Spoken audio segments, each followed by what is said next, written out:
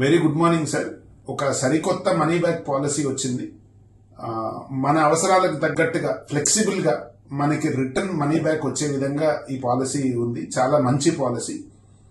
ఇంతకుముందు money backs లో మనకి 110% ఆఫ్ ది సమ్ ఇష్యూడ్ ని మనకి రిటర్న్ ఇచ్చేవాళ్ళు. ఇప్పుడు 130% మనీ బ్యాక్ ని మనకి రిటర్న్ గా ఇస్తున్నారు.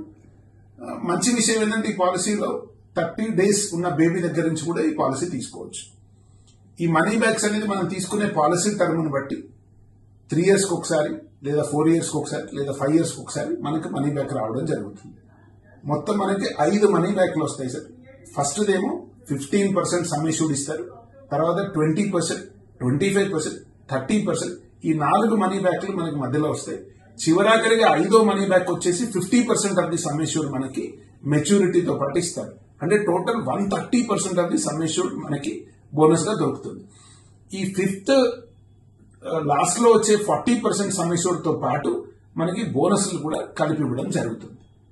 అతి ముఖ్యంగా చెప్పాలంటే ఈ policy short term, long term రెండు విధాలుగా ఉపయోగపడుతుంది. అంటే షార్ట్ టర్మ్ నీడ్స్, ఎమర్జెన్సీ కానీ, పిల్లల ఎడ్యుకేషన్ గురించి కానీ, లేదా ఏదైనా ఫ్యామిలీ రెస్పాన్సిబిలిటీస్ కానీ, ఇలాంటి షార్ట్ టర్మ్ నీడ్స్ కి మనీ బ్యాక్స్ ఉపయోగపడతాయి.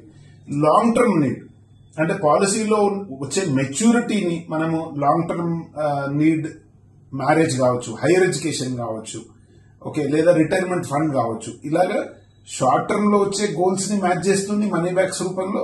మెచ్యూరిటీ వచ్చేసి మ్యారేజ్ కానీ లేదా రిటైర్మెంట్ ఫండ్స్ కానీ, హైయర్ ఎడ్యుకేషన్ కానీ ఒక బల్క్ అమౌంట్ మనకి ఉపయోగపడుతుంది.